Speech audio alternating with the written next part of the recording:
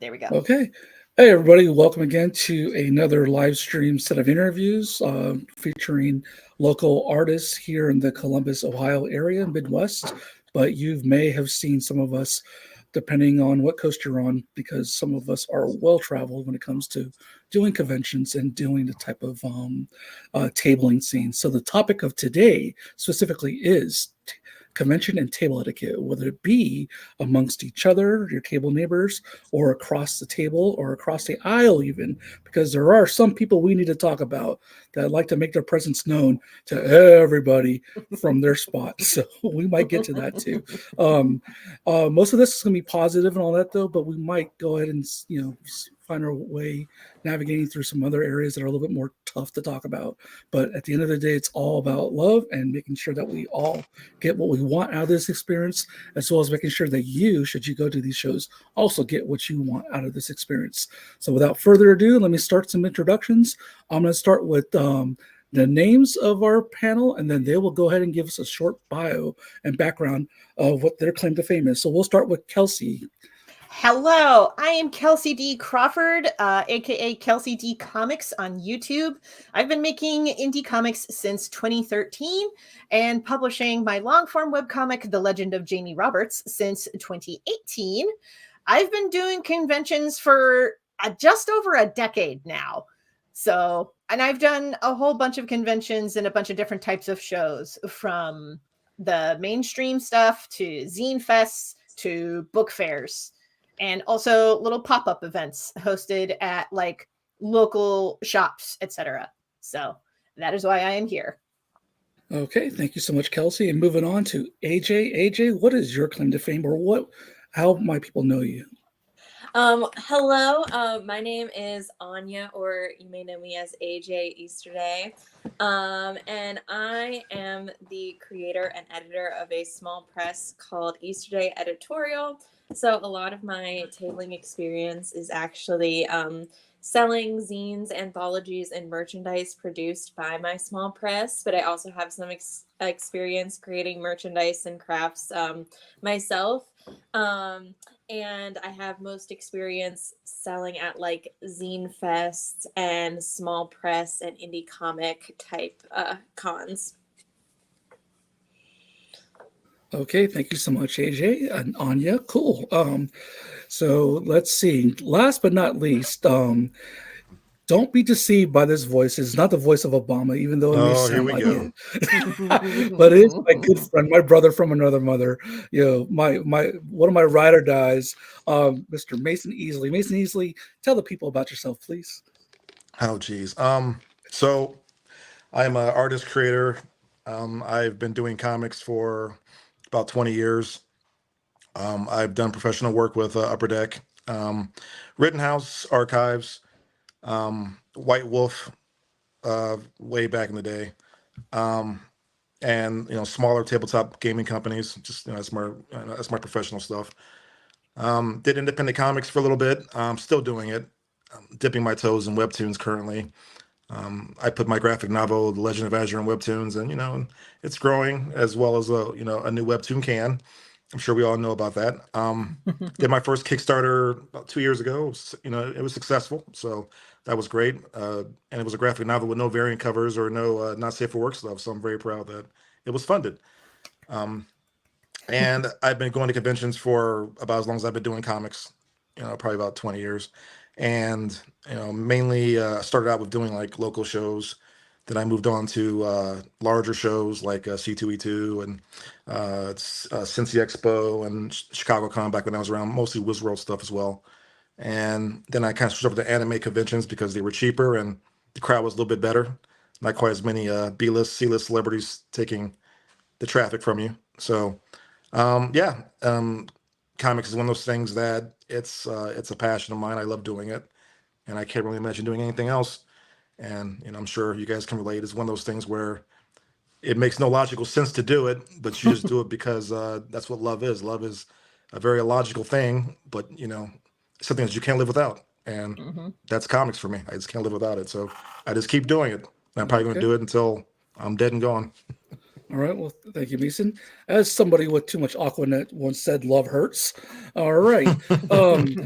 So yeah, Mason just kind of ran the gauntlet and the gamut of an experience of range of experiences when it comes to different types of shows.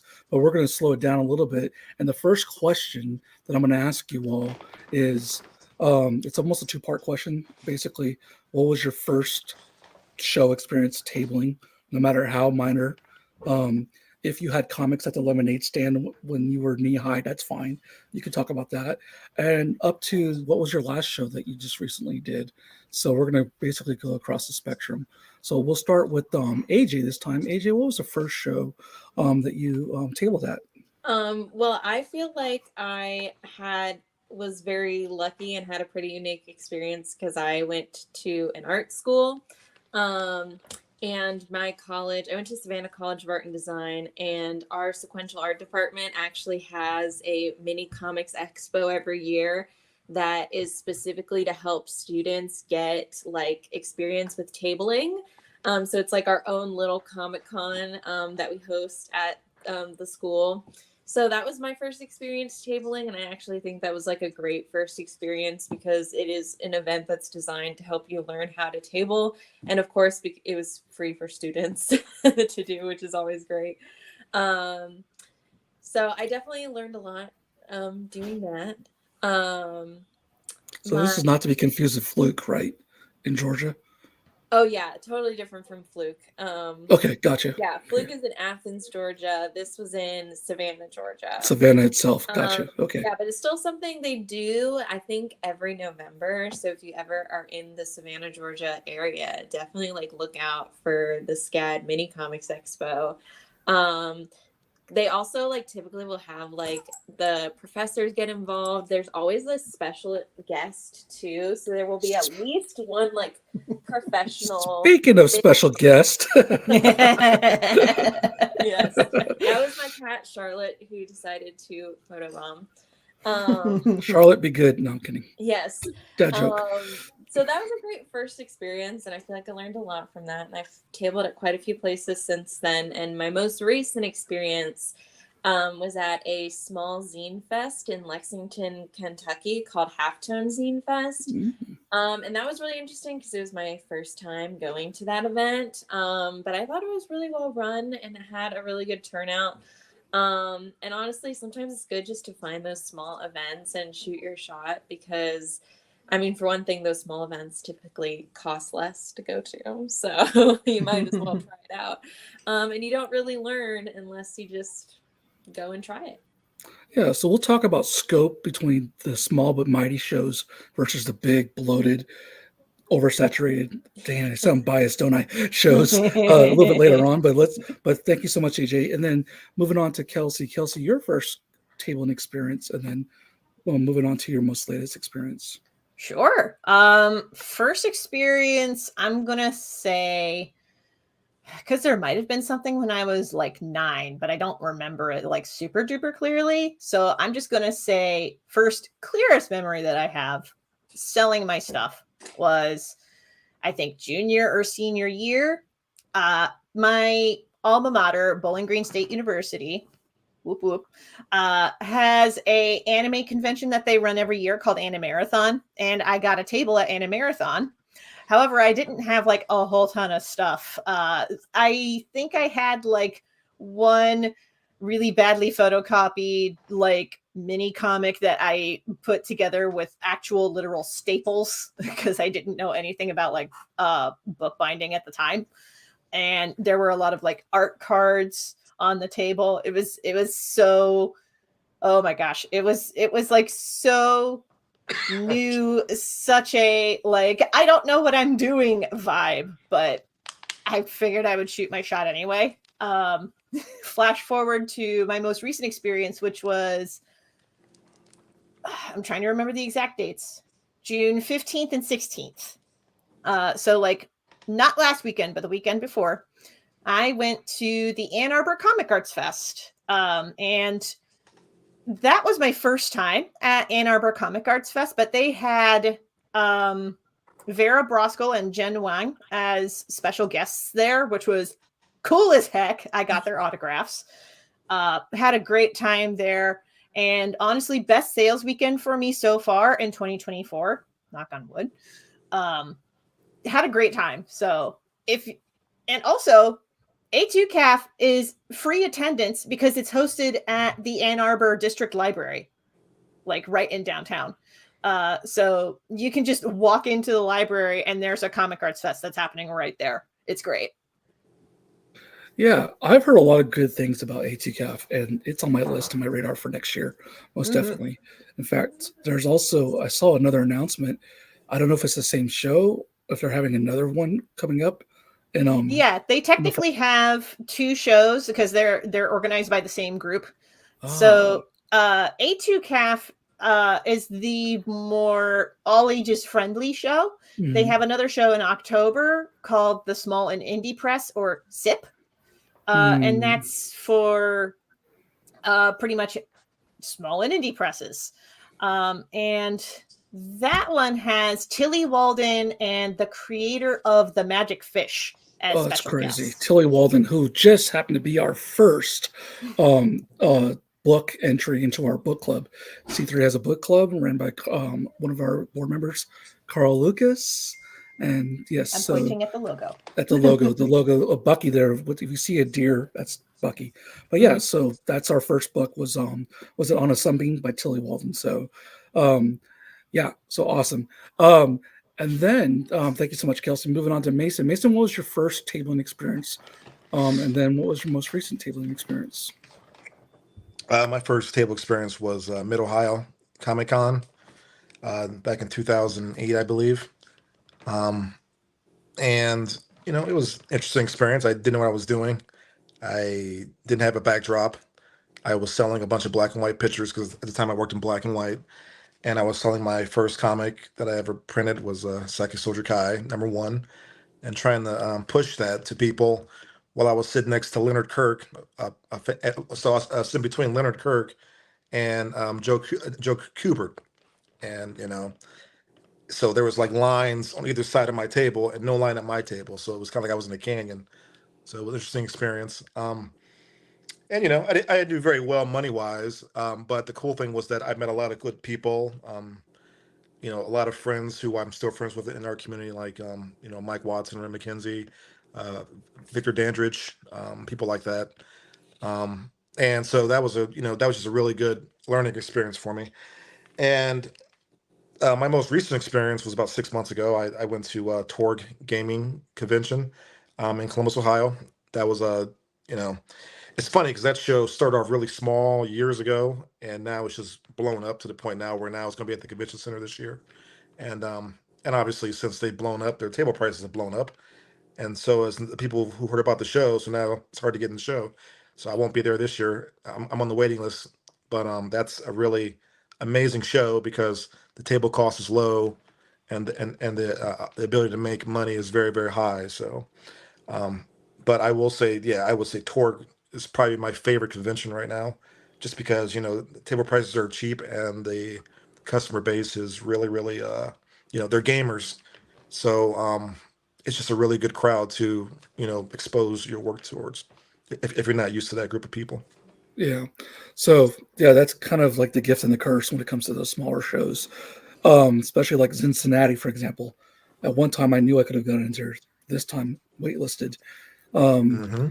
Yeah. So as more people get clued in onto a show's potential and what kind of crowd it draws, it's almost like it's good for the organizers and good for the community that's local. But the caveat to that is that if you're one of the exhibitors or artists wanting to be there, unless your signal's pretty high boosted, you might find yourself having to not be able to participate. Okay, so real quick origin story in regards to my own experiences with first shows, recent shows.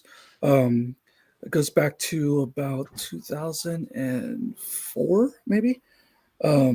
So it was okay. So yeah, basically, first convention was 1998, San Diego Comic-Con, and being from California, I had proximity to San Diego and Los Angeles and Orange County. And then first tabling with my first being a part of anthologies. This a 4-volume anthology set was 2004 at the first Wizard World LA convention, the first convention that Wizard World put on. That was 2004. They said it was LA, but technically it was Long Beach. And I remember walking into there and seeing the editor who used to be in the writer's column, Jim McLaughlin, who would answer all the snarky replies to all the letters. He was laying on the table. I was like, what kind of show is this? And little did I know that they actually served alcohol here, which was not a good thing. I found out later on. Oh boy. Yeah. So, yeah. Our friend Carl wants me to put all these into stories, but I'm like, I want to get hired still, so maybe I don't want to put all these in stories. So, but yeah, so that was the first. But back then, the reason why I bring up Wizard World, and I'll try to make this quick, is I'm literally right now in the middle of scripting something, but it's about the nature of Artist Alley. So don't worry, I'm not going on too much of a tangent. It is relevant to what we're doing here. Artist Alley back then, and some people don't like to hear this, but Artist Alley back then was about artists and your own IP, your own comic, your own original art. It was literally mini comics or self-published floppy comics or self-published graphic novels or portfolios of original artwork. I maybe only saw one print for sale there, and it was my buddy that brought it, for $5.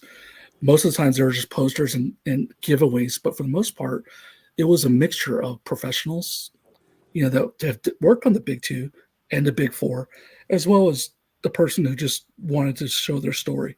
So it was, to me, a golden era of being able to spend my whole paycheck, my whole $400 paycheck on all these original comics and stories from people that did it themselves, DIY, and not spending money on mainstream comics that were already in my pull box. So it was a really rewarding experience that just lit a fire underneath me creatively. Okay, fast forward real quick. Last show I did, I don't even know if I can answer that adequately because now I'm starting to go brain dead. But Space, maybe? Space might have been the last show I did. No, actually, here in Pickering, we did the Comic Fest. And the library, to bring it full circle, the library actually had a good opportunity. Libraries are starting to catch on, and there's a lot of potential with libraries, being that they're all about literacy and wanting to engage and bring in readers. And the fact that they're willing to side with us and align with us to share art and literature is a pretty awesome thing. And zine culture. There's almost like the unspoken hero of zine culture, I would say, right? So like the bridge before academia decides to take it over and make it more, pretentious. Anyways, moving on. So let's go ahead and talk about best experience at a convention or tabling experience to date. And we'll start with that. Let's keep it positive for now. But the dark cloud might come in soon. All right. So Mason, let's start with you. You basically ended saying that Torg was the best show right now. But overall, what was the most rewarding or best experience that you can think of when it comes to tabling? Wow. Jeez.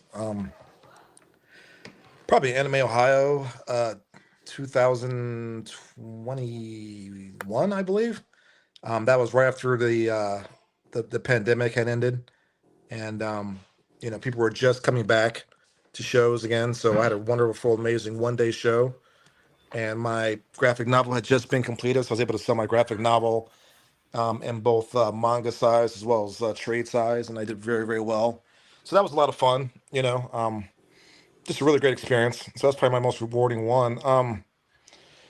Outside of that, I mean, just being able to participate at so a friend of mine, he owns a comic shop here in Columbus at the convention center, and he had me inside his shop for OhioCon, and OhioCon didn't allow fan art and things like that to be sold, so I was able to sell fan art in his shop, and I just had an amazing weekend. It was a free table, so that was just straight, a money maker. And I was able to take that and use it to fund my stuff for the rest of the year and get their tables and things like that. So that was a very rewarding experience because I made new fans. I was able to prop myself up for the rest of the year, and so I would say between those two, and both anime shows. So there you go.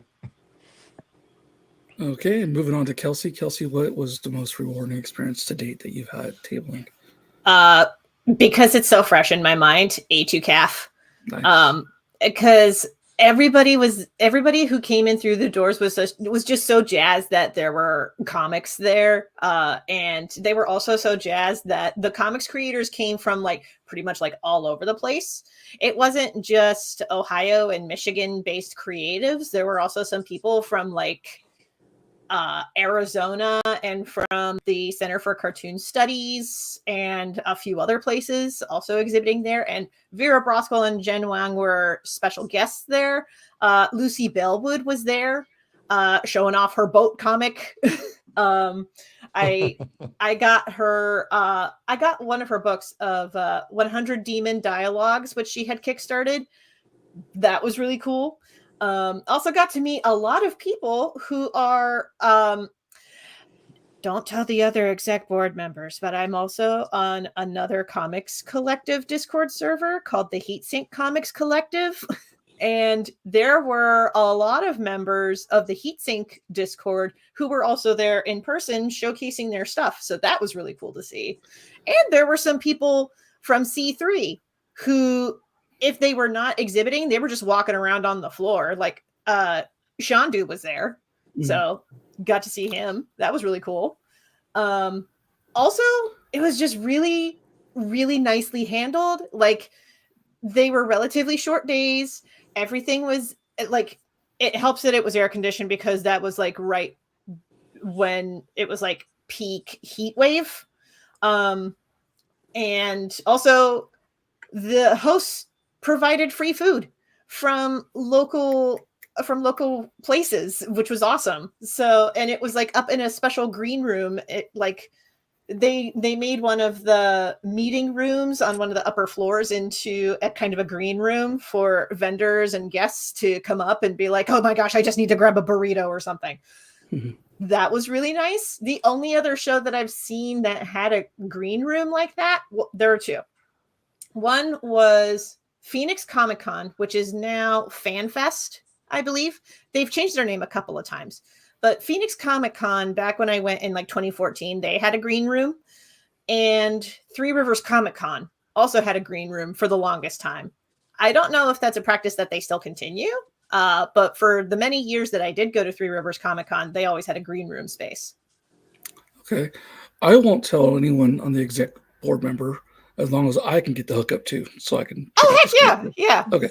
I'll send you the invite. And then finally, AJ, what was one of your most rewarding experiences when it comes to the shows? It's honestly hard to pick because every show has its like good sides and negative sides, to be honest. But I think one of my favorite, like one of the most rewarding experiences was probably the first time I tabled at Space, the Small Press and Alternative Comics Expo here in Columbus, Ohio, because it was my first time there and one of my first times tabling. Not my very first time, but like one of my first times. So I was still learning and didn't know what to expect. And honestly, I did not make a lot of money. In fact, part of me is like, I can't even remember if I actually did turn a profit. But the thing is, the part of what made it so rewarding actually was just how many other artists I got to meet and make lasting connections with. Especially as someone like when I introduced myself, I do run a small press and I do mostly like collaborative projects. So it's very important for me to be able to network with other artists and writers so that I have people to like work on my projects with. And when I went to Space for the first time, I had actually just opened applications for a new anthology zine I was working on. So I had a couple flyers out.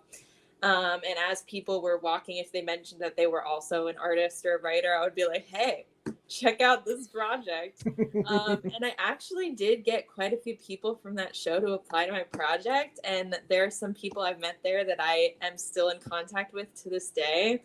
So if there's like one thing that I think you should take away from this story is like, tabling at conventions is not just about selling your artwork. Like you can meet people there who you'll have lasting connections with, who you can collaborate with on projects, or maybe just become really good friends with. So like talk to people, meet people. It's great. And on that note, AJ, well said. Vibing off of that, my own experience, my own most rewarding experience, was what brought me to Ohio. Would be, I could say it's two shows that are tied. Would be Space, after interviewing all the creators, a bunch of creators, and I used to run an independent comics column on the Outhousers called The Indie Hunter, interviewing everybody to where I was like, oh, I've got to check out this show. You know, being an independent comics fan, a small press fan, and a creator myself. And when I drove the 6 hours, you know, from Illinois and got there and finally did the show the following year, I was just like, wow, you know, they got more than one pizza place here. You know, they got a Waffle House right here. You know, besides, you know, they got plenty of coffee shops. So what's this Tim Hortons thing? This is awesome. You know what I mean? So obviously I was led by my stomach, but at the same time though, just the amount of independent comics I was surrounded with, the community. And I felt like I'd already known these people for a while. In some cases, I did know a few people from other shows. And then SoulCon, which happened at OSU, which was a Black and Brown, and then eventually Indigenous Comic Expo, which was an academic symposium, a cultural show, a conversation, you know, about intersectionality, as well as being a part of the other and having to navigate spaces that are not always welcoming, and being amongst your own you know, fellow people that experience that, but also bringing in high school students, busing in high school students, giving them pizza, letting them do workshops that we, the artists, also taught these workshops, and then also in the efforts of helping them get on a path to going to college. So it was community minded, and that's the vibe I just got from you, AJ, in regards to doing shows, not just for monetary reasons, but also for the community thing. And I would say that's the most thing that I look forward to. Is community. Yes, I need to make the table at least. I need to justify the cause. But the dopamine that I can get from just being around the right community of a bunch of creators and people that are just like all about the comics, the genre, or just creating, or just the art form, or just the process, is, I don't even know how to explain it. It looks like I'm on drugs when you see me, but I'm not. I'm literally pulling from everyone around me, especially around CXC time and things like that nature. Like, yeah, it's like I had 20 shots of espresso, but it's not. It's everyone around me. You know, I can't help but to let it permeate. You know, it's funny that you mentioned that, because that was the same sort of feeling I got going to A2CAF. That's what I'm getting from you, and that's why I'm going to go apply for that show in October, right when we get off of here. Mm-hmm. You know what I mean? Because I mean, when the sales aren't there, or when the flowers aren't given to you, and you don't have the reach to be able to take them yourself, sometimes the community is really all you've got. And the experiences, the friends we made along the way, you know. So with all of this nice and polished, you know, flowery glitz and glam that we just got done dealing with, we do have to talk about the etiquette elephant in the room. Okay, let's keep it positive for the most part.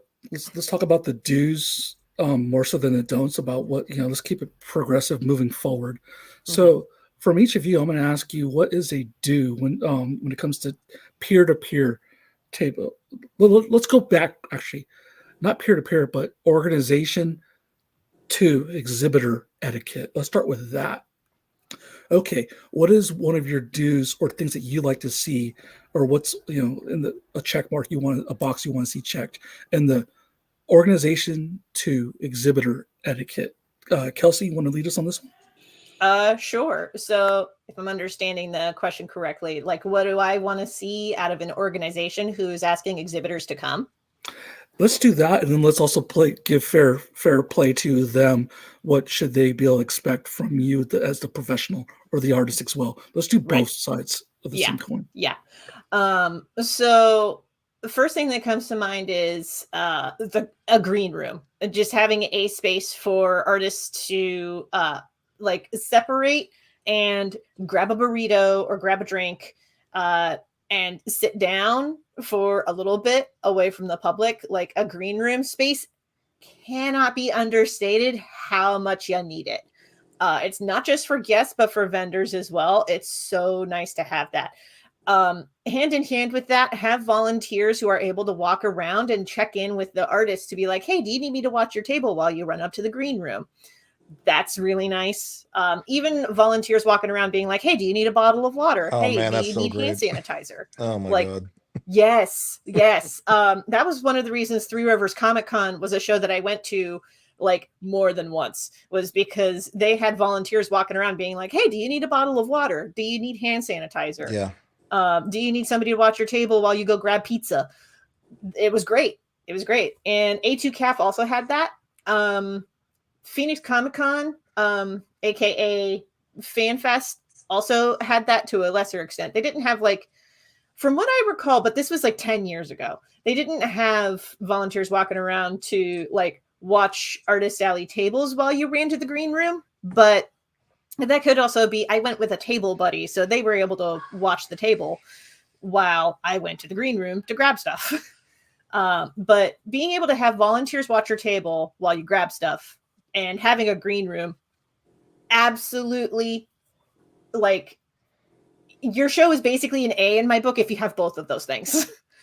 Yeah, it doesn't, it, like, parking, whatever, like, I can handle whatever parking situation. I've done shows in Washington DC where I've not had to have a car, so I don't have to deal with that.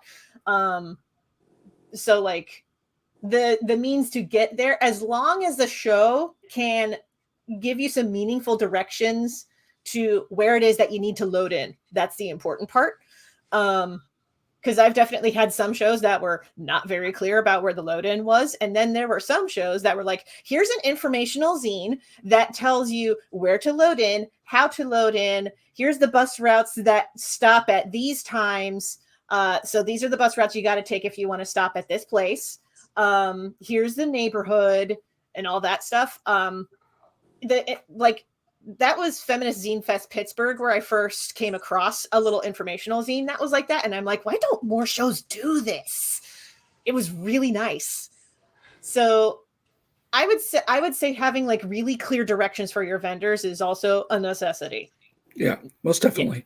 Yeah. In regards to the green room, if I see that squeezable applesauce with the little red cap and the Fig Newtons, then I know, like, I know that they listen to my wants. Not that I voiced them or anything like that, but they didn't have to. It's almost like only the green jelly beans. I'm Axl Rose and all that kind of stuff. No, I know at least I can survive on that. You know what I mean? So I'm like, okay, Right. okay, we're doing something here. I got a green room. Now, if there's pizza and all the other stuff, all the other carbs I like, that's bonus. But at least the Fig Newtons and that squeezable applesauce, I've known. I don't know. It's kind of like a weird ritual of mine. Yeah. And tea. Dear God, have some tea. Yeah. So, okay. Cool. Let's move on to Mason. Mason, even at the registration process, Kelci already hit on a really, really good note. In addition to the green one was that informational zine, which I cannot stress enough. I agree. Like more, give me more things in my hand so I can understand what's happening. So Mason, what is a exhibitor to show or piece of etiquette that's really important? Let's flip it a little bit. You can also weigh in on what Kelci did if you want to, as far as how a show should treat you, but also what do you think as an exhibitor is kind of on you as far as etiquette when it comes to a show? Well, I'll start with what I should expect out of a show. I definitely feel that if I'm paying a lot of money for a table, like a lot of money, especially for like an artist alley table or a booth, I should get some level of like respect that I'm there paying all this money for your space, and I should feel like the show is kind of making it possible for traffic to actually see me as opposed to your B and C list celebrities that you've invited. Because I've been at shows where like I've paid hundreds of dollars for a table, and all the traffic is centralized around the autograph celebrity section, and almost no traffic is filtering into the artist alley area, or like even like the guest or booth area. So people who are paying all this money to be there, they're not getting the traffic that was kind of promised to them. If you're advertising that your show is getting like 50,000 attendees, Well, you should make it so that your 50,000 attendees can navigate the show properly. So that way, everyone who's paying for that space, you know, can, get some eyes on them because, because people are there to get eyes on their stuff, on their work. And if you're not providing that, then that's definitely a problem. So artist alley should not be an afterthought, basically. Exactly. And Yeah. honestly, but the thing is, I've seen that thing even spread out to like other sections of cons where those sections are also an afterthought in favor of the celebrity section. And honestly, that's a problem. Yeah. Or the Yeah. artist alley is like tucked into a corner. Oh yeah. I've been to so many like mainstream shows where like the artist alley is in a totally separate corner from like Oh yeah. where the celebrities or the merch tables are at. And it's like, well, how are we getting the foot traffic over to the artist alley then? Yeah. Yeah. And Yeah. like and like you guys said, it's an afterthought. I've been at shows where there's two separate rooms where there's an artist alley in one room and artist alley in another room. Oh, I hate that. and yeah, and they say, "Oh, don't worry, we'll get the traffic to the other room," and it never happens. If you ever end up in that other room where you're not with the main show, you're not going to get as much traffic. It's just not going to happen. Hire Mike Watson to call them over. Oh, absolutely, and it's rough because Yeah. because you would think that based on the traffic it's getting, you would pay a lower price for that table because it's not on the main floor, Mhm. but you're not. You're paying the same price. And there's also times where when you Not to first beat a dead register for horse the or anything, show, but I almost feel like oops. well, delay. Okay. and there's times where you're promised to be in the main section of the show, and when you get to the show, surprise, you're in the the other room, and now you're Mhm. stuck in the other room, and you weren't anticipating that, and now you're going to get less foot traffic. So there's just things like that I wish more shows took into account, and it's honestly part of the reason why I've kind of scaled back the number of shows I've gone to, just because I feel like over time, a lot of the major shows view Artist Alley, artists, people like us, as like a lesser importance, but at the same time, they still continue to jack up our table prices. Mhm. And also kind of like what Kelsey said, where people are like walking the aisles and say, "Hey, you need anything?" I've seen less of that as well, which is really surprising because there's times where I'm at a table for like 8 hours drawing, hunched Mhm. over, sitting down in very uncomfortable chairs, and there's no one there to assist me. So I have to make a decision. Okay, am I going to get up at this point and use the bathroom, or am I going to miss a sale? And when it Mhm. gets to that point, a lot of the joy and the fun of going to conventions is kind of lost because it's no longer like, hey, I'm doing this because I enjoy doing this. It's like now I have to do this or else I'm going home with a deficit, or I'm going home not make as much as I could have made, and that's definitely an issue. Or So I'm going home with a lot of foot and, in my case, tailbone pain. I that cannot as sit well. down for long periods of time because I have a busted tailbone. Oh yeah. So most metal chairs are super uncomfortable for me. There are Like, some really uncomfortable, and the funny thing about that too, I've also noticed that.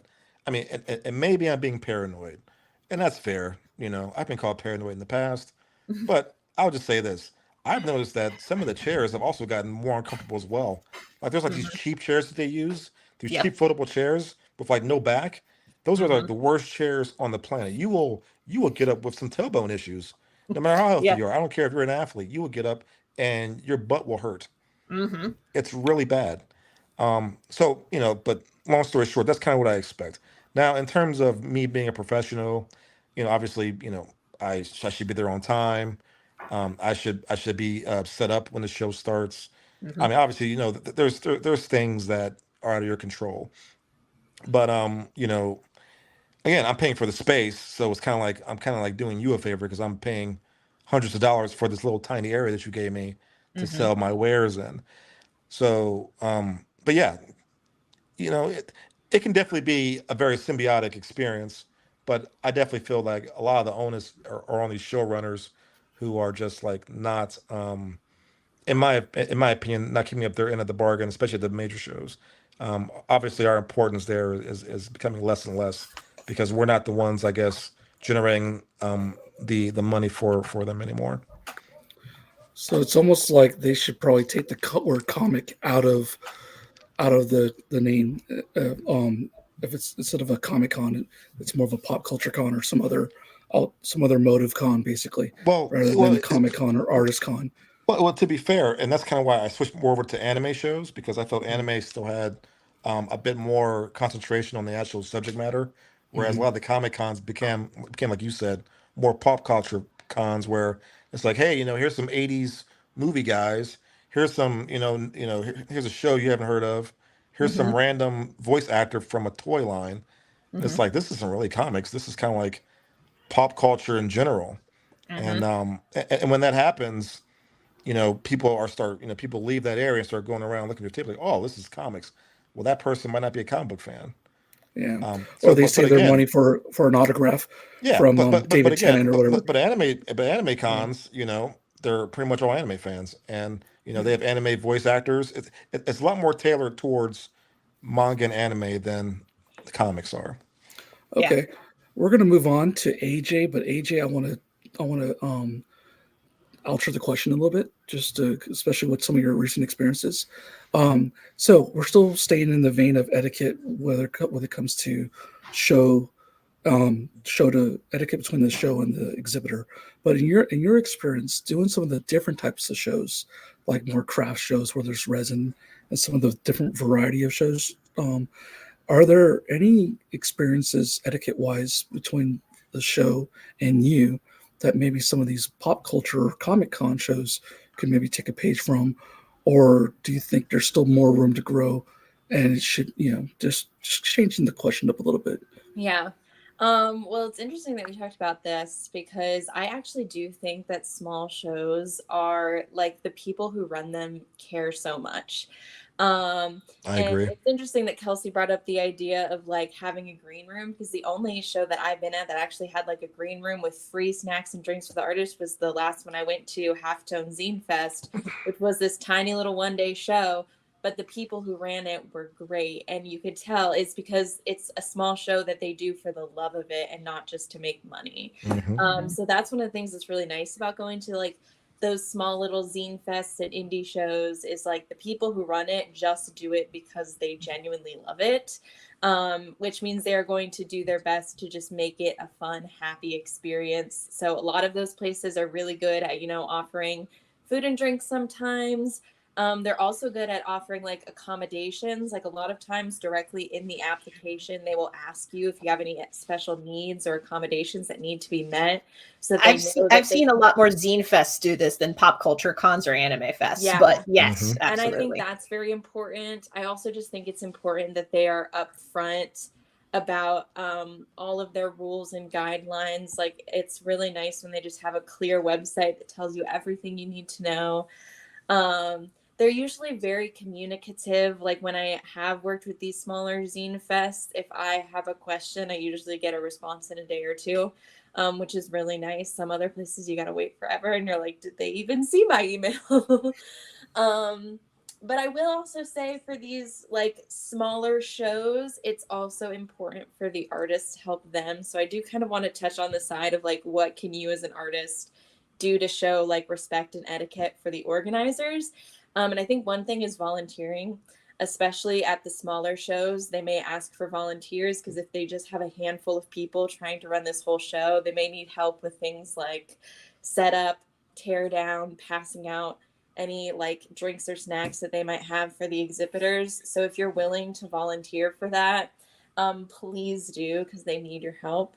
Um, and also sometimes they ask for help with like social media promotion because once again, if it's like a tiny show that only has like 3 people running the whole thing, they might not have the biggest social media following. So if you can promote it on your own personal social media or just kind of do any in-person promotion, sometimes they may ask for volunteers to like pass out flyers or hang up posters. Please help with that. And honestly, because it benefits you too, because the more promotion you do, the more people actually show up to the show and buy your stuff. Mhm. So it is really good to help with promotion whenever possible. And also in that vein, especially with like smaller shows, if they're doing a raffle of some sort, offer to donate something as a prize to the raffle. Mm-hmm. It's actually how I don't want to say offload, but I've definitely donated some like original art pieces to raffles for stuff. especially with Rathacon. If I get into Rathacon again next year, I'm definitely going to offer that. I did that at Be Excellent Festival of Games, which was the weekend before A2CAF, because there was an organization that was running a raffle for raising funds for like children's hospitals. And I was like, hey, I have a piece of art. I'm happy to donate that. So that's another way that you can also help out is if they're offering to do a raffle or if they have door prizes for like the VIPs. You can also offer to give like a mini comic or a set of stickers or something as part of the like VIP package. And then that's another way to also like get the word out about your business. So it helps the organizers and it also helps you. No doubt. Exactly. Go Yeah. ahead, Kelsey. I actually wanted to ask because Mason, you were talking about like the agreement of you, the artist, that you have with the organizers, and that actually made me think of this question, which was, what does what's everybody's thoughts on packing up and leaving a show early? I had to give you a look because I know. that happened to us, Mason and I specifically, in a local show. We could name it. We don't. I don't really need to throw stones, but We can talk about it off camera. yeah, we were not alone. It was like a couple hours before the show I know what ended, you're talking about. and that vibe was everywhere. It was in Columbus. Well, I mean, you can go ahead and throw stones Yeah, because so they're no longer in business. It was so dead that everybody was just looking at each other like, what the hell is going on here? And to tie it back in with the ableist of some bigger shows versus the smaller shows who are more accommodating. I've got fibromyalgia and I've got chronic illness and chronic fatigue and asthma and all that. I've got some issues. And so I am beating my body up to try and be here at length, to do this. And if there's nothing happening, then that's more time I could use to go home and rest up for the next day of work, or just to be with my family or whatever, you know what I mean? Yeah. So I mean, I will try and stick out a show as much as possible, but if it's not happening and I'm 4 to 6 hours away, or I'm probably going to sit there and decide that it's probably within my best interest to start closing down and all that kind of stuff. That's my take on it. Yeah. I definitely have thoughts on this because I've been at some shows where a lot of people pack up early and it definitely changes the energy of it. Oh, definitely. I mean, first things first is like read the rules and guidelines of the con that you're at, because some specifically say you are not allowed to close up early. And if you do, you won't be allowed at our show again. So if it explicitly says don't do that, then please don't. Yeah. GalaxyCon's agreement says that if you pack up and leave early at GalaxyCon, you're not allowed to exhibit there again. Yeah. Yep. Yeah. So, but even if it doesn't explicitly say that, I do think it is polite to try to stay at the show as long as you can, because it really helps the overall energy of the show. If more people are there, it does start to feel dead. If you start having people pack up early and then the last few hours, it's like only a couple tables left, and it can really change the energy of a show. And it just feels better if you have more people there and more spaces filled. But I also understand the perspective of like, maybe you do live like 5 hours away and you have to drive back. But I will say, like, try to see if you can maybe make some arrangement so that you can like leave early or take breaks as needed without having to totally abandon the show. If you can communicate with the show organizer that you have to leave early, please do. Communication is key. If it's more of a situation where you don't have to like leave early and drive 5 hours away, like maybe it's a local show, but you're just someone who like doesn't know if you can make it through an 8-hour shift at a show. A lot of shows will give you an extra pass to that show for free so that you can have like a second person there helping you. So like invite a table buddy, invite a friend who can help cover your table when you need to take those breaks. Sure. That's like a really important thing to do. And if you do have a table buddy or their friend there helping you, like take care of your friend and table buddy as well. Like make sure you're not giving like unloading too much work on them. and make sure they feel comfortable as well. It's definitely like you got to make sure you're both there for each other. But it is really good to have a friend there to help you. Okay, Oh, yeah. so AJ, I'm going to offer a potential counter or just another alternative question, I guess. And I'm going to eventually direct us to Mason, but we are going to get to etiquette about peer to peer, as well as how to treat your team or your people that are with you as well, right? That totally is important. But Mason, does a show, what AJ said makes a lot of sense, and 90%, I would say, of what AJ mentioned, I would say, yeah, it's on you to try and do this and all that, though.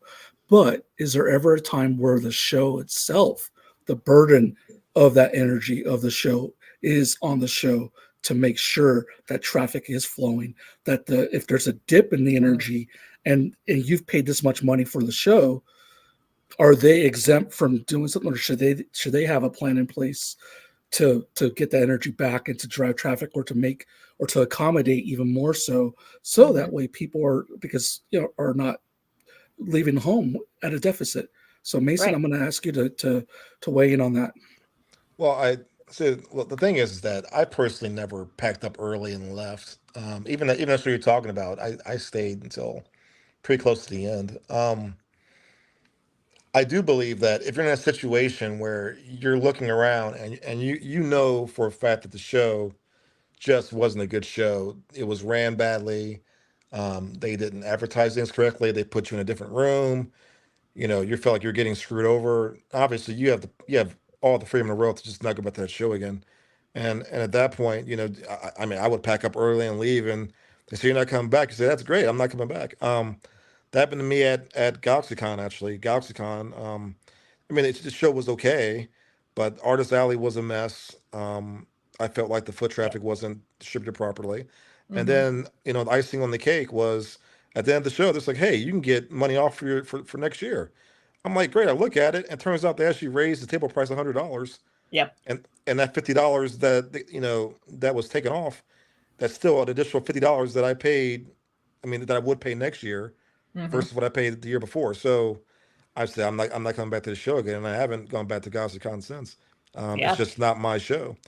So yeah, I think as a creator, as people who are paying money to be at these locations, you know, if the show's not giving you what you want, take your money elsewhere. There's plenty of Heck, shows out there where you can show your stuff. heck yeah. So what I'll do is now settling as we pivot to the next topic. I will say I'll advocate for the middle of the road. If the between AJ and how Mason just answered, if it's in good faith, right? I think if it's in good faith, if the show is acting in good faith, then yeah, stick it out and let's have that symbiotic relationship that somebody mentioned earlier, right? Yeah. Let's try and keep that in like I wouldn't leave space early. I know what I'm going for when it comes to space. I'm there for Right. community and all that kind of stuff, right?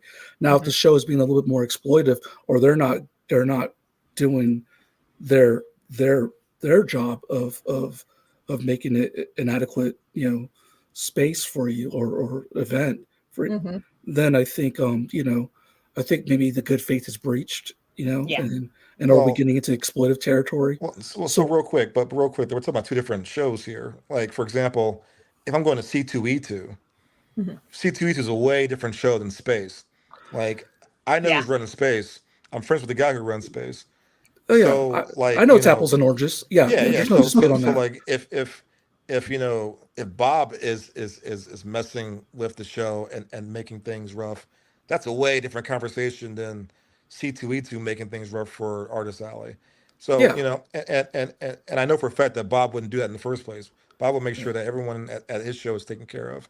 Whereas, C2E2, you're just a number. They don't care if you come back next year or not. Whereas Bob does. Bob's like, hey man, what happened is, can I do something better for you next year? If you never got to that point where C2E2 was like, oh well, you don't come back, we'll see ya. We got 50 other people waiting for your spot. But we So have a wait list that is a year long. We'll yeah, just move to the next yeah, guy. yeah. So we're talking about two different animals here. Because I know for a fact that a lot of small shows, like what AJ said, people are there because they care about the scene, the community, getting people into reading. It's just a different animal versus shows just out there to make money. It's always about the bottom line. How do we fill these tables? How do we fill these seats? How do we get all these ticket sales in there? How do we fill this room? It's just a whole different animal. And with the latter, obviously, you're going to be. I mean, I hate to say it, it's almost like a meat grinder. You know, Yeah. All right. either your steak or your hamburger. And Okay. if you don't want to be hamburger, you might want to go someplace else. Yeah. So we do have other topics to get to. So on that note, that's a good way to close out. Again, on good faith, that closes the chapter of etiquette between a show and the exhibitor, or vice versa. And what the takeaway from this is like, in Know the your worth. larger shows, probably need to work on having a little bit more good faith, And even if you are, and it looks like smaller shows, what I'll say is that they do pay attention to more needs, and they're more dialed in to the diversification of people's needs and wants, and having a great experience overall. If a smaller or mid-sized show doesn't meet that criteria, in some cases, I would say it's okay to have some grace with them if they're a growing show that are just finding their legs, as long as they're still working in good faith and not being exploitive. Okay. Oh, yes. Now let's move on to a different set of etiquette. Let's talk about peer-to-peer, your table neighbors, your fellow exhibitors. Oh boy. Okay? Yes. Okay. I feel like there's some stories there, Mason. Yeah, it sounds like Mason's got so many stories, but Mason, we are on a time limit, so we have to get to a few topics. Okay. So if I let you open, Mason, with the peer-to-peer example, Mason, let's generalize a little bit. Okay. We don't have to be specific. Let's just do a pro and con when it comes to peer-to-peer etiquette. What would you like out of a table neighbor, a fellow creator, and what would you rather them work on? Like just give us an example of both, and then we'll move on around the panel. Well, so first and foremost, if you're not selling, don't start yelling at people at my table to come over to your table to buy your stuff. Don't make up some lame song about, hey, buy my stuff, don't do that. Don't yell across the aisle to people. Don't cross the threshold. Saying, hey, come over here, forget that stuff, come over here to my table. Yeah. That kind of stuff. Don't do that. Don't be like that. No, leave Charlotte in the frame. If she is showing her butt, that is her opinion on the behavior of these kinds of people. Amen, sister. That is a sore spot, I think, for everybody here. Yeah. Now, preach. Go ahead, Mason. Now, something that I like to see, I like to see people help each other. Be friendly, be hygienic. I mean, please smell good, or at least smell decent. I don't want to smell pits all weekend. And just be good to your neighbor. Say hello, say goodbye, ask questions. Don't interrupt somebody when a customer is there. And please, please, please do not poach a customer for someone else's table. That is the worst thing you can do. Yeah. It's never happened to me personally, but I've seen it happen. Oh yeah. And it's infuriating. It's not cool, and just a bad thing to do. So, and also maybe watch each other's table if you need to go to the green room or to the bathroom. Oh, sure. Absolutely. If the staff is overworked and spread out too thin, maybe. Yep. Yeah. Okay. Well, thank you, Mason. Kelci, what is a peer-to-peer etiquette, a pro and a hey, you need some work on this? So I'm just going to highlight something that I do, which is actually a reverse poach. So I actually like to get to know my immediate table neighbors and what they have on their table, so that if somebody comes up to my table and they're like, oh, you don't have like that's great Godzilla stuff, I can be like, well, did you check out my table buddy over here? He's got Godzilla that's stuff. cool. Yep. Yeah. Like being able to do that, I love being able to do that kind of So stuff. do I. Yeah. Yeah. Same here. I'll be your highlight best that. hype man. I will hype you up if you're next to me. Heck yeah. I am definitely like the wingman at conventions. Yeah. I love being of service in that regard. Yeah. I don't know why. I just do, Yeah. So I love getting to know my immediate table neighbors and knowing what they have. And thank you, Charlotte. I was about to ask Charlotte to weigh in, but Charlotte did the frame. Yeah. Go ahead, Kelci. So as far as like the do's, I would say definitely get to know your immediate table neighbors. Don'ts. First thing that comes to mind, is actually kind of a do, which is test your table layout before you get to the show so that your setup does not fall over onto your table neighbors. Oh yeah. I've not seen this happen too often, but I do remember there was one show, there was somebody who had they had this like PVC pipe and grid set up to showcase their prints, and it tipped over and it hit their table neighbor on the back of the head. Oof. And Ouch. I was like, nope, Yeah.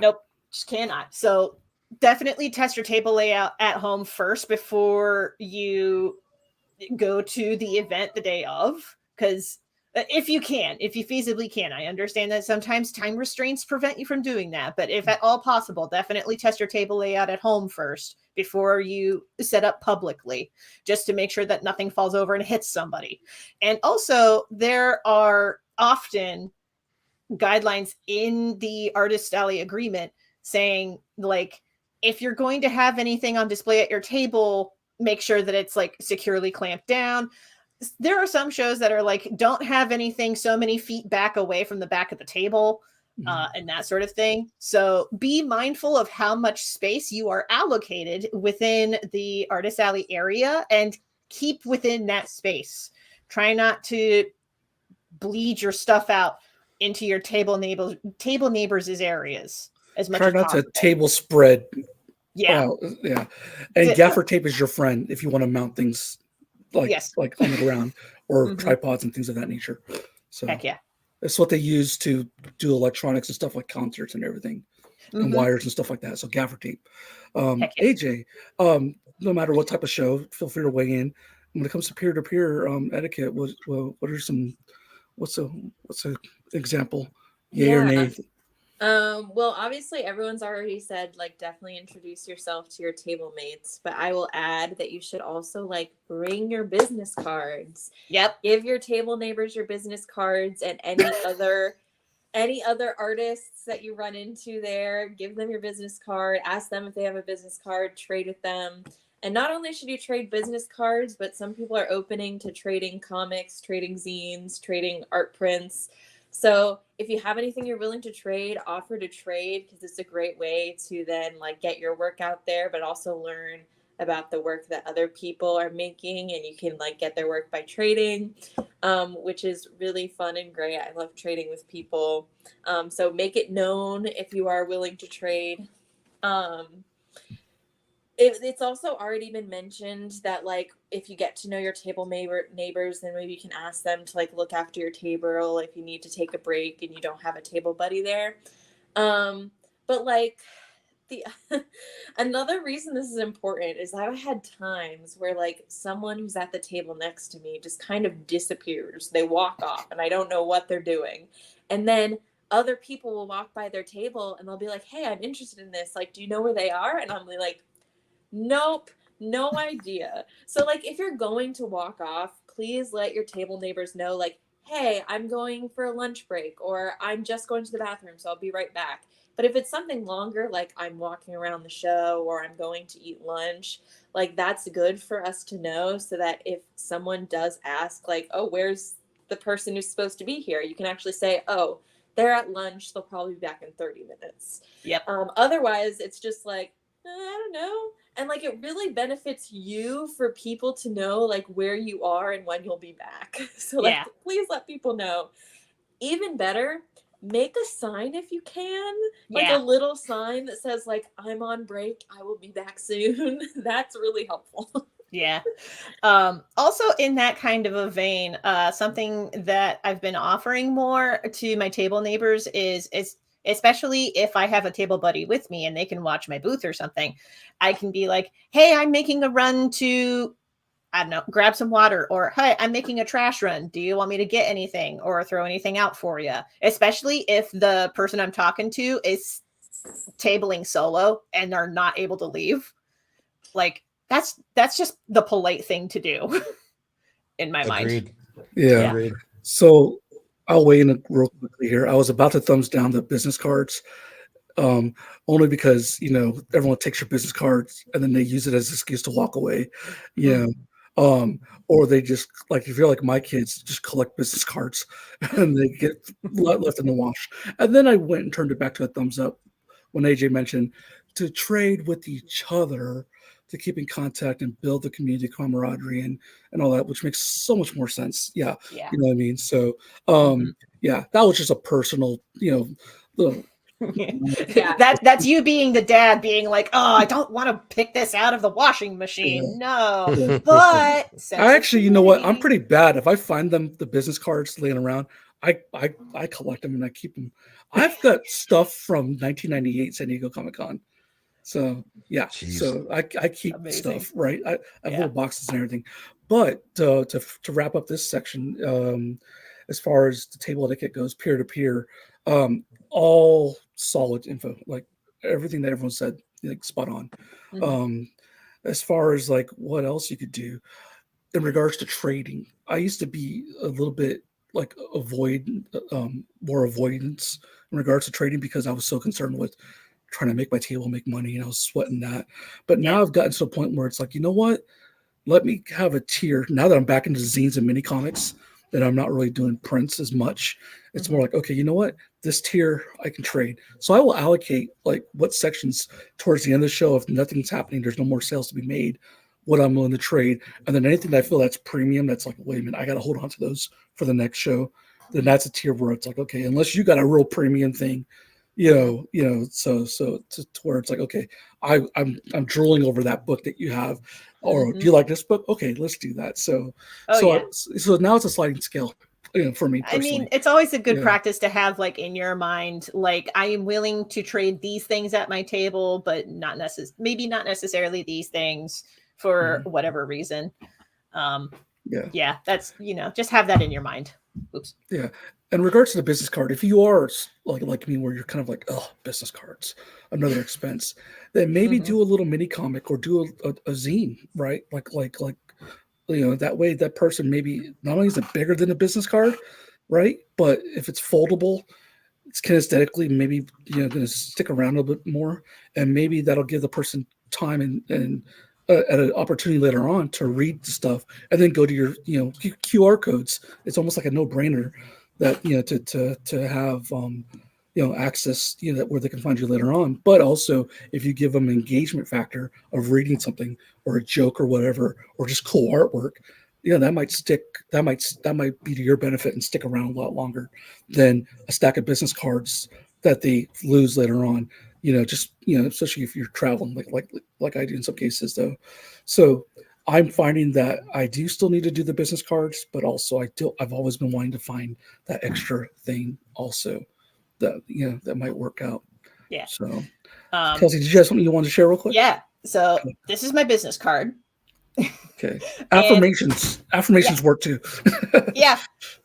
And website on the back, but I was actually recommended to do this by Desi Belfry. Shout out to Desi.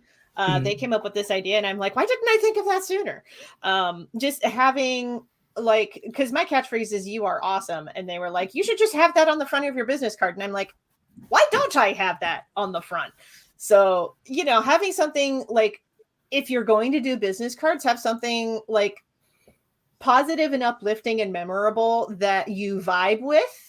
So that, even if they don't reference your information that's on the back of the card right away, they can at least have something that they can pin onto a pin board or tuck onto the corner of a mirror or something to be like, oh, this is just a really nice message. The trickster me wants to do a card that says "I'm awesome" and see if it has as much legs as yours. You're awesome, right. So they can put it on their mirror and they can just be like, before the job interview, yeah, I'm awesome. I'm awesome. I mean, I'm awesome. Give it a shot. We'll see. I gotta Anyways, say, okay. I think Go ahead, AJ. clever business card design does help you stand out. I think one of my favorites I've ever seen is I had a friend who on the back of her business card, it was a self-portrait, but with a blank face and an empty word balloon, so that when she gave out the business card, she could draw on a little face and write in a little message in the word balloon and therefore personalize it for each person, which is such a cute idea. Cute. Nice. Yeah, I like the idea of drawing a beard on it, So moving on from peer to peer, we might go back to peer to peer, but we also have only so much time. But Hold on. I gotta make sure the door quits moving. I think somebody's tuned out of what I'm doing. We're doing a show between the cat and the kids. It's just kind of like. So, Charlotte, what do you think about? Okay, let's talk about another set of etiquette, which sometimes it can be a sore subject for me. We were talking about poaching, right? People, other artists poaching. What about when someone's looking at your work and then their friend poaches them and pulls them away? That is, oh my God, is one of my pet peeves. I was like, you're at a show, let them look, and then they go, you don't want to look at that. And then they poach them over to this, or, oh, hey, go look at this. When I was like, I was connecting with that person, is so that might just be a pet peeve of mine. It may be fair play in the grounds of the show that, but very quickly give them your business card before they run off. Right. So what about a pet peeve? Not pet peeve, excuse me. Like you see, I'm stuck on saltiness. I want to bring it back to the more, more neutral territory. And what about etiquette between exhibitor or creator, artist, and the what's the word? Audience or the client or the person walking around? Let's talk about etiquette between the user and the user experience kind of deal. Who wants to open up with that? Did you have something? I have a few things. Ooh, go for it. So Go I for think the first thing I have to say is more of a general thing, but then I also have something much more specific. But something that I feel like will apply to everyone is you will always have people who come up to your table and they'll be like, this is super interesting, looks super good, love your artwork. And then they will leave and not buy anything. Sometimes they might even say, don't worry, I'll come back. But then they never do. It happens at every show. It's just a thing that you have to learn to deal with.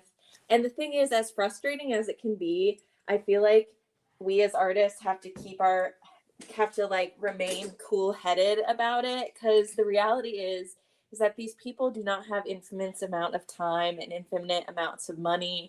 They can only buy so many things at these cons, so they may not be able to buy something from your table. And even if they say they hope to loop back around and get something from you later, they may have just run out of time and they have to go on to the next thing. So it's very frustrating, but it's going to happen. So you just got to get used to it. That's like my main thing that's going to apply to everyone. But I also have had some interesting customer service interactions that I feel like are maybe more niche, because I do a lot of charity zines. So I make a lot of zines and merchandise that I sell specifically to donate the profits to charity. And so a lot of times when I'm promoting that work, I will specifically say, hey, if you buy this, it's going to support this charity. And normally people see that as a good thing because they want to help a good cause.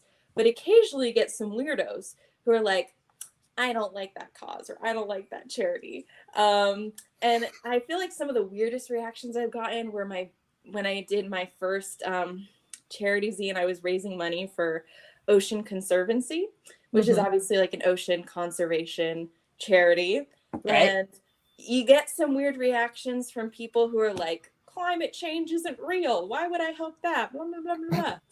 And I also got like the opposite reaction, where some people are like, well, our planet is already doomed, so why even try? And it's like just baffling. Like when you get people who like say those like very polarizing reactions, it's like very hard to figure out like, what do I even say to this person? Right. But that's on them. That is their reaction. It has nothing to say about your character as a person. Yeah, I mean, I agree with that. And like, honestly, the main thing is to realize that like when you're at a con and you're only interacting with these people for a few seconds, you're not going to be able to like change their mind on something as big as climate change. So you might have some weirdos who say weird comments like that. And it, of course, like my example of like people saying weird things about climate change is very niche, but you could still have people come up to you and say weird political things because maybe you wrote like an LGBT comic for some for example, and you have someone who's like, I don't believe in that, I think that's weird, you just kind of like, you don't have the time to like lecture them about why they're wrong. Yeah. So you just kind of have to be like, okay, you don't have to buy it, feel free to move on. I've been very fortunate that as somebody who does make LGBT stuff, I've, knock on wood, not had those kinds of interactions too much. The worst that it's gotten is it was at HerdCon. I remember this dude distinctly because I was not the first person that he did this to. He walked up to my table, looked at my stuff, and he went, "Oh, I don't like this," and then walked to the next table. And I'm like, well, that was different. It was the first time I ever had somebody just look at me in the face and go, I don't like this, and then walk away. It's like, okay. At that point, you just let it go. I'm thinking about investing in signage that literally says this section is wokety woke.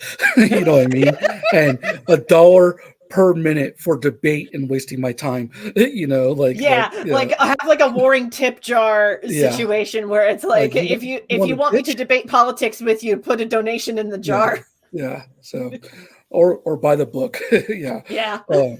So no, all excellent examples, AJ.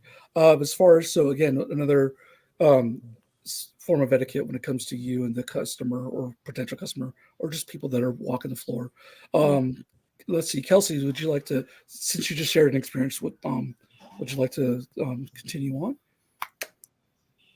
Where do we begin? So I'm going to bring this up because Ben is not here. Because Ben would talk about this kind of thing. So out of obligation, I am going to bring this up. If you are a customer and you are talking with a artist or a vendor and you are really jiving with them and you feel like, oh, we could talk for days, please tuck yourself off to the side so that other customers can also come up to the table and check out the stuff. Try not to monopolize the very center of the table, especially if you want to keep talking to the artist. Please step off to the side if you want to continue the conversation, and also understand that the person behind the table is there to promote their work, whether that looks like making sales or just getting more people and their eyeballs to look at the stuff. Like, please respect that the vendor is there to show off their work to more than just you. Like, I understand that, hey, you feel like you want to talk with this person because, hey, they're really nice to you, and that's great and all, and it could be because they're really nice to you, but please step off to the side so that other people can also check out their stuff. That's the big one for me, because I've definitely had people monopolize my time and energy by standing dead center and blocking everybody else, and I'm like, dude, don't do that. Those are called barnacles, table barnacles. And I've been one without the knowledge that I was one at one time. San Diego, in fact, Amanda Connor, Gemma Food, the Los Brothers Hernandez. I apologize. I know better now. I was just so excited to get the information out of your brains for my own work. I was a little selfish. So yes, and that's totally okay. But please, so schedule a follow-up time if there's a more accommodating time to maybe email them some questions, ask them if they can. Definitely be cognizant of their time and what they're there for. And that's what the celebrities are there for. You paid all that money for that photograph. Ask them all the questions you want. That's my big one. If I think of any others, I'll interject. The table barnacle. So I also just like want to say that, like, you as the exhibitor, if you have someone who's like kind of being a table barnacle, like, feel free to ask them to move or say like, hey, can we talk later? Like, there have been times where I've actually been like, oh, I noticed there's these other like customers coming, can I please go talk to them? So like, as long as you say it politely, I don't think they're going to be offended. But if you ask to like talk to someone else or for them to move out of the way, and if you do, I also agree, like, give them your contact information, so if they do want to continue the conversation later, they can. So you don't think it's a good idea just to carry a really long broom and just kind of like brush them out of the way? How are you packing that in your suitcase, my dude?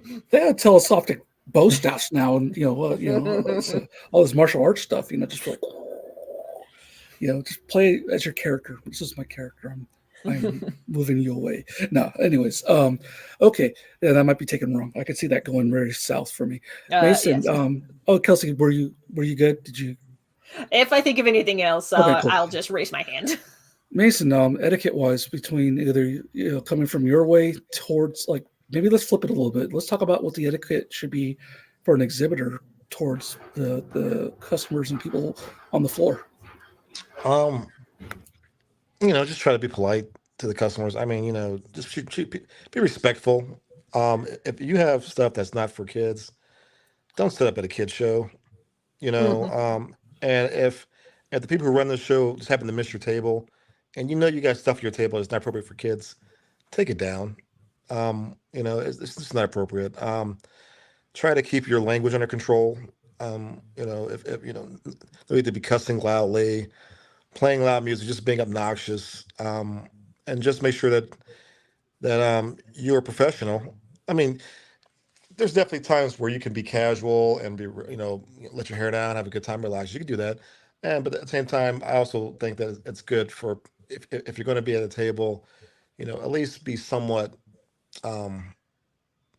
respectful and not out of control and jumping on the table or screaming at people or pulling out a megaphone and say, "Come to my table now, now." That's yeah. Come one, come all. You don't have to do all that. Just be yourself and make sure that people who come visit you have a good experience because that makes them come back, not you freaking them out with your Looney Tunes routine. Mm-hmm. Actually, in that vein, there's actually two things that I almost forgot about, but thank you for reminding me, Mason. You're welcome. Yeah. So point number one, when you are an exhibitor, you are providing an experience for the customer at the show. That should be your number one priority. Like, don't just pitch your stuff ad nauseum at the customers because the customer is there at the show to experience the show as a whole, and you are a part of the show. Yep. So it's a really good idea to honor that and to honor that the customer is there to experience the whole day and not just you. So try not to monopolize their time. Yes. And also in that vein, if you are going to talk with folks, this is a tactic that I picked up from just having done so many shows after so many decades, but also this was a sales tactic that I picked up drawing caricatures at Cedar Point for years, which is ask questions to get the customers to talk about themselves. Yes, very true. Because that's the most fascinating subject to the customer.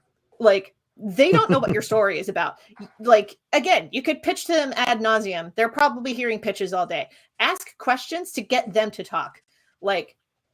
If they're wearing a shirt for an anime property, for example, that you've seen and you're like, oh my gosh, I love that. What did you think about the latest season? Or, any kind of questions like that. Or being able to ask oh, that's a really cool cosplay. Who's the character? And get them to talk about it. Or any other kind of questions like that. Or even just saying, hey, are you enjoying the day so far? Get the other person to talk about themselves.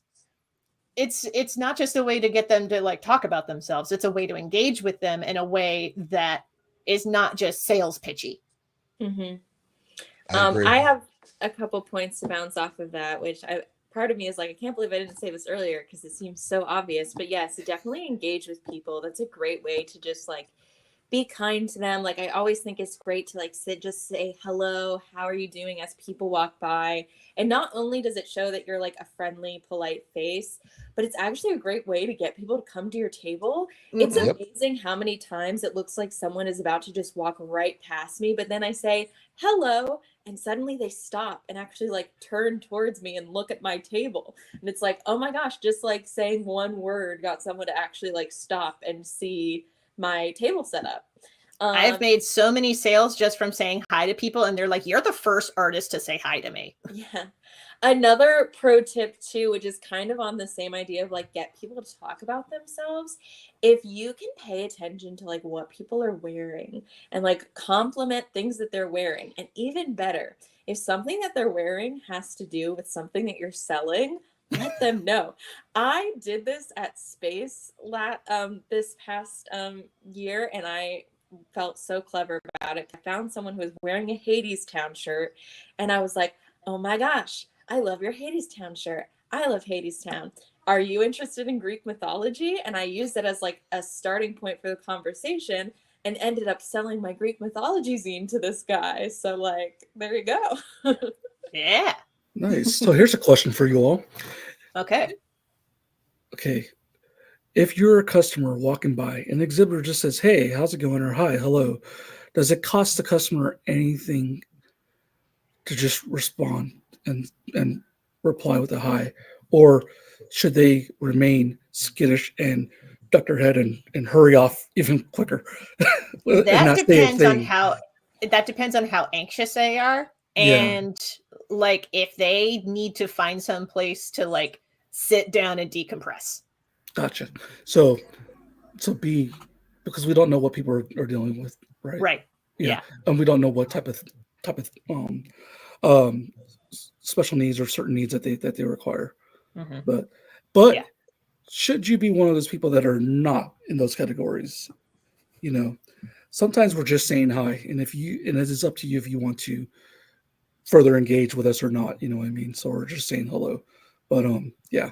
So it's not an automatic contract that you have to come to our table Yeah. or you must purchase with us and everything like And that. I will say, some So, people will say hi back and then still leave anyway. which is totally I know I've been awesome. that person too, Yeah. where someone will say hi to me and I'm just walking by. So I'm like, "Oh, hello." And Yeah. then I keep walking because I don't necessarily have time to stop and talk. But like, Yep. saying hi back is just the polite thing to do, you Or just know? a head nod. And Just do it like, like the hood, you know? Just be like in the yeah, hood. like Just like, take "Oh, the what's up?" time You to know? acknowledge Yeah. them. Like Yeah. it, like I said, if you are in the exhibitor's place, which I'm gonna assume you are, don't get offended by people who like walk past and don't buy a thing. It's kind of like what I was saying earlier of like, you're always going to get people who like compliment your work but still don't buy it. You're also just going to get the people who walk by, maybe all they say is hi and don't engage with you any more than that. And that's okay too, because maybe they have another place to go. Maybe they're in a rush. Maybe your artwork just like isn't their style, right? Like what you sell isn't going to appeal to everyone. So if you Mhm. have people where all they tell you is hi and then they immediately leave, like that's okay. As long as they weren't mean to you, like who cares? Yep. You know Very what's true. not okay though? Hmm. Don't tell me my artwork is demonic. Oh Don't yeah, give no, me that's my artwork and weird. say your artwork's demonic. I'm like, no. How about intense? Or how about like, oh, very passionate? But don't tell me my work is demonic. You Mhm. Yeah. know? I'm very much okay you in like complimenting someone's artwork and still not buying it, but like straight up insulting someone's artwork, like just don't do that. Like if it's not your style, just keep walking. Just Yeah. Exactly. Yeah. Sorry. Pet peeve. It happened at a pop culture con. Mm. Yeah. Anyways, so as far as etiquette goes, let's open it up as we wind down. We're at an hour and a half mark. Um, We have a lot eti- to talk about with this. oh, yeah, yeah. I mean, yeah. So some of this was a little bit of a venting session. For the most part, we did try to Yeah. keep it not so much pet peeve, but yeah. I'm opening up the floor to anyone that wants to weigh in as far as etiquette, open category, things of that nature. If you don't think there's something we covered at all, please by all means weigh in and volunteer that up. Yeah. I'm going to touch a little bit on setup because we've been talking about etiquette a lot, but I'm True. also going to bring up setup for real quick, just to mention a couple things. First, double check the agreement and see how much space that you have, whether you have a half table or a full table, because some events, especially like zine fests or book fairs, will ask if you want a half table or a full table. So just know the space that you are working with at that venue. Also, learn from my mistake. Check and make sure that when you book it, that there will be a table there. because there are some shows that will be like, hey, we'll give you a discount on the space if you bring your own table. And if you forget your table, make sure you have a backup in place or something. So just double check the agreement, make sure that you like dot your I's and cross your T's in that regard. Bring a trench coat with lots of pockets, right? For your zines. Yeah, okay. Yeah. A coat with lots of pockets for your zines. Like a raincoat. Yeah. And in that regard, actually, if you have a lot of stuff, but not a lot of table space, best way to work with that is to work vertically. So get yourself some like tall shelving. Highly recommend checking out cleardisplays.com because they often have like tall displays, but they don't take up a lot of like table real estate. I've actually gotten both of my book displays from cleardisplays.com. So shout out to them. I've seen a lot of other indie creators and zine makers and small press publishers also use Clear Displays. So highly recommend them. But working vertically is going to be the best way to maximize the space that you have. Like whether you have prints or not, like vertical space is just a good way to incorporate like adding more books as well. More books and more zines. Yeah, piggybacking off the half table versus full table, if you are going for a show that's more zine fest minded and they're offering half tables, and you know there's also a friend that's also going for the show, you can apply for the full tables, you know, because especially if you have a lot of gear, a lot of equipment, or a lot of material. But if you know that they're going to just give you a half table, let them know that, you know, like if your friend gets a half table, then you working alongside your friend, and you two could work out maybe an arrangement that isn't necessarily half and half, or maybe it's better as a presentation, you know, like especially if we're all in the same group or collective or whatnot, or if you're also work together and collaborate together, then maybe it's better, you know, then you don't have that halfway mark. If you don't want it, you can actually, you know, have a little bit more flexibility in regards to how you set up. Yeah, some shows will actually have, especially at those places that have half table offerings, they will ask you like any additional requests. And that's where you can fill in the blank to be like, if so-and-so is accepted, could you put me next to them? Yeah. Or somewhere near them. Yeah. I was going to say some places are nice enough that they'll ask you if there's like any person that you want to be seated next to. So if you know other people who are applying to the same show, you can make sure you're next to each other and then you can help each other out. And again, that seems to be small press and zine shows that are like accommodating, that have not lost the focus of customer service or just service and you know, accessibility. You know what I mean? So, Mason, is there anything you wanted to add or feel like we may have left off in regards to etiquette? No, I mean, I think we pretty much covered a wide. Yeah. Okay, I do have a question. I'll email you. Post etiquette, post show etiquette. Ooh. Post show etiquette. Yeah, yeah. What's your thoughts on post show etiquette? Some do's and don'ts. Well, let's see. Don't leave all your stuff everywhere. Don't be just a trashy person who just like you just got up and left all your food and your please pick up your trash. Don't be a slob. Yeah. You know, I personally always thank the custodial staff who are cleaning up because you know you can tell they don't want to be there and say, hey man, you know, thank you so much for helping, whatever. So that's up. And what else? Thank the staff and the volunteers. Thank the staff and the volunteers. If you came in with somebody, like, you know, make sure that they're ready to go. Help them pack up and leave. Help other people pack up and leave if you see some issues. You know, just there's a variety of things you can do once the show's over. How about online-wise? And real quick, one thing I recommend also, if you really enjoyed the show, try to find the person who ran the show and say, hey, you know, great show. Show was great. You know, some things they need to do to get back here again next year. And, you know, you never know. You might end up being a guest, which never hurts. Yeah. Is there any obligation etiquette-wise if the show wasn't a great show, post-show? I really don't more think of a hot so. button topic. I always say once again, you know, you vote with your wallet. If it's just not, if the show just sucked and you don't see any redeeming qualities, just don't go back. Yeah. Save your money, put it someplace else. Yeah. I have been to one show. It's actually Halftone Zine Fest, which I've already brought up a few times in here because it was quite a good show. But one of the things they did that, once again, I've seen no other show do, but it was a great idea, is they actually sent out like a post-show survey to let people know what they thought.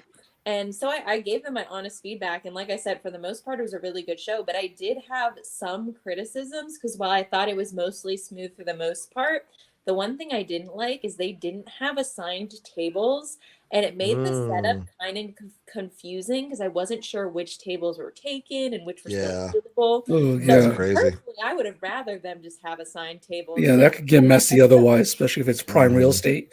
Yeah, I can see that going south real bad. Yeah. So, Yeah. if they do have any kind of survey, definitely fill that out. And even if they don't, if you do know who the organizer is, send them a friendly email and just be honest about your criticism. And it's always very nice if you tell them what you liked before you get into what you didn't like. Like, you can always tell them something positive so that What's they that know, called? like, The sandwich? work well. Right? Yeah, the sandwich where compliment you sandwich like 2 compliments and a negative like thing that you gotta do. This could be construed in a really naughty way. I am sorry. Yeah, it feels like a poop sandwich. Yeah. So, okay. Now there is such a thing as table swiping. And this is, believe it or not, this is actually from professionals, and Mason probably knows what I'm talking about. Do not take someone's table or extend your stuff to another table if that person's going to show up. I mean, check with the staff. If it's obvious no one's going to be there, then say, hey, do you mind if I just kind of, spread out my stuff and all that? Oh, you mean migration? Yeah.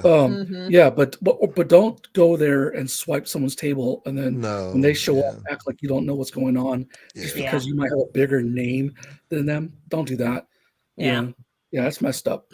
Yeah, So. Unless the person has packed up and left early and they do not come back the next day. Yeah, and that again comes back to the communicating with the neighbor, right? Yeah. If I know I'm not going to be there, I don't care. I mean, go for it, or if I'm on my way out and you can benefit from it, it's just not going to bother me, honestly. Yeah, communication is key. Yeah.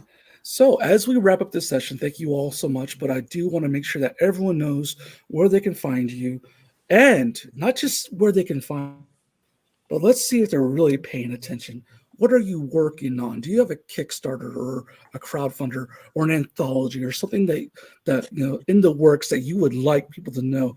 I know I am a fan of Norse mythology, for example, and I might have a Yggdrasil story starting to brew.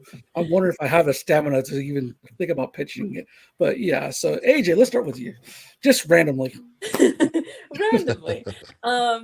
Yes, well, I go by AJ Easterday, at AJ Easterday 8 on all my social media. I'm most active on Instagram and Threads, and now I'm also more active on Tumblr, if anybody has a Tumblr. But it's very fitting that you bring that up because, yes, I am currently working on a project called Valhalla Awaits, You don't say. Anthology.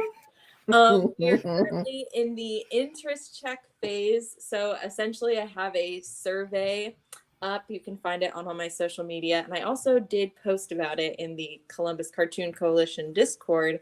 But it's a survey so that you can let me know if you're interested in the anthology and if you have any specific requests, like if you would prefer it to be like a paperback or a hardcover book, if you would prefer it if it had more short stories or more comics or more illustrations. So if you are interested in Norse mythology, please check it out. And there's a link. Kelsey put the link in there.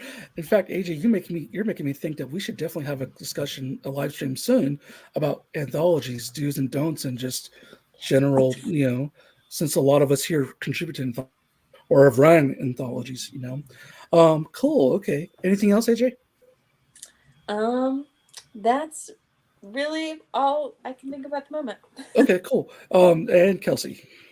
Yeah. So I've been working on my webcomic, The Legend of Jamie Roberts, which you can read for free at thelegendofjamieroberts.com. Check it out. If you love pirates and dragons and adventure and shenanigans, So yeah, thelegendofjamieroberts.com. Also head on over to KelciDCrawford.com for literally everything else, because I have a YouTube channel and there is another anthology that will be coming out in July. We're still in the works about it, but I'm on the team to help promote the new Robots anthology being put out by Cannon Wright Productions. If you'd like to find out more about that, head over to KelciDCrawford.com and sign up for the email newsletter. That way you can stay tuned for more. Awesome. And that Robots anthology is called The Universal Flaws of Robotics. with a cover by this one By dude. this dude, JM something or other. I don't know. I don't know. I don't know what name. I only just found out about the guy like last year. Yeah. So, anyways, it's my best work, I could say. And It's a banging cover. Yeah, oh my yeah. gosh. yeah, so I got my mojo back because of this cover, so I'm very, very proud of it. Yeah. I'll hate it in 6 months, but for now, I'm loving it. So anyways, No, it's enough a about it. banging cover, Thank my you, dude. thank And you, if thank you'd like to get a sneak peek at what it looks like, head to KelciDCrawford.com and sign up for the Ooh, newsletter. nice. All right, promo time. But enough about me. I want to move on to Mason Easley. Mason, I know, has a lot of, is it coals in the fire or pokers in the fire? Some type of fire Irons in the analogy. fire. Irons in the fire. Yeah, okay. I should stop while I'm ahead. Mason. Yes. Oh, plug. You. Where can they find you? What are you working on? Honestly, I forgot to put my link in. If you just Google my name, Mason Easley Art, pretty much everything should pop up. Honestly, How about your webtoon? my webtoon, Legend of Azure, is on Webtoons. Just getting started, so we'll see how that works out. And I'm considering doing another Kickstarter maybe later this year. I haven't decided yet. Mhm. Just living my life, doing art and taking a break from cons and just relaxing and seeing where the wind takes me. But you Did can just check out my eat your stuff anyway. veggies today? Huh? Did you eat your veggies today? I wish I could Oh, say sorry. yes. Okay. Yeah, I've been a bad boy. I've eaten a lot of crap today, so Yeah. it's okay. I've definitely front But yeah, loaded carbs. you can check me out on Instagram. You can check me out. Oh, there's a link. Beasley Is that it? I don't even know what that even is. Okay, that's not it. But you click it. I'm sure it's me. So, I'm sure that's there somewhere. But yeah, it's Legend of Azure. Look up Legend of Azure. If you just Google, you'll see it. It's there. But One yeah. second. We'll get a link going I because found this is going on your YouTube. link tree. Hold on. Oh, okay. Yeah, there's my link tree. Let's put that up there. Yeah. Because this will be on YouTube. We want this to be evergreen. We want them to find you 5 years from now when they come back to this video for wisdom on the YouTubes. All right. There we go. Thank you so much, guys. Yeah. Okay. And finally, myself. I am on Instagram, but I'm kind of like gun shy of Instagram because of the AI thing, and I don't know how to glaze. The only glaze I know is on donuts right now. But until then, you could find me at my Ko-fi that I'll start making active again. It's in my, there it is. And then on YouTube, I'm bringing back the YouTube channel Hunter Art Lab. Look for that. And other than that, I will be in an anthology and a convention and in the comment section on all the social medias and Rage Against the Machine in a city near you. Okay. Thank you so much, everybody. Heck yeah. Have a good night. Thank you so much. Thank you. Thank you. Good night, everyone.